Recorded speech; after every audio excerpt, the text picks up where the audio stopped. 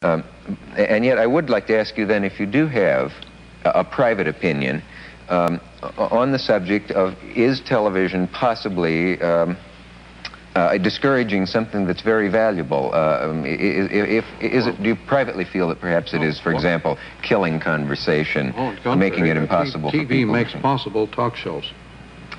It makes talk shows possible. It demands audience participation. You cannot have a TV show without an audience. But they don't do any of the talking. They sit there and they participate the way they do in football, and without a public, there is no game. In an empty stadium, you have a practice, you don't have a game going at all. So without a TV audience, there is no show. The audience participation is part of the TV medium. But it isn't a participation that they have with other people, is it? I mean, well, both. It's possible that they have... Remember, TV goes right into the human nervous system. It goes right into the midriff. Yeah. The image pours right off that tube into the nerves. It's an inner trip. The TV viewer is stoned. Yeah. It's addictive, like your show. Yeah. But things that addict people have a bad effect on them many times. No. You can be addicted to quite benign and delightful things. Sure. Conversation included.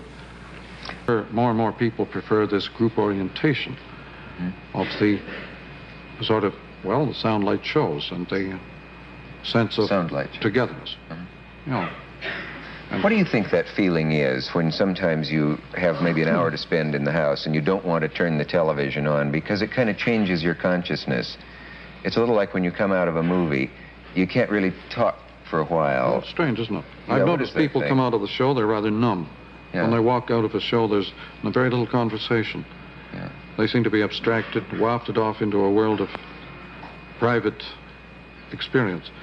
I think TV tends to be more social and less isolating than the movie. The movie tends to the world of the private dream. It's funny that we wouldn't believe it, but we were talking about the subject of a beard while we were away, and I'm wondering if this vague discomfort that I feel has to do with feeling that I'm not sure it's me sitting here. You're afraid you're putting on the public? That may be it. Or I don't know. Taking them off. There's a strange expression, you know, you're taking me off, you're putting me on. And they both mean the same thing. They both mean the same thing. Yeah. How can they be the same thing and be opposite? Baudelaire put it in that famous phrase of his, hypocrite like tout mon semblable mon frère. Hypocrite, the hypocrite is a man who wears a mask, puts on a mask. And Baudelaire said, the reader is putting on my poetry and I'm putting on the reader.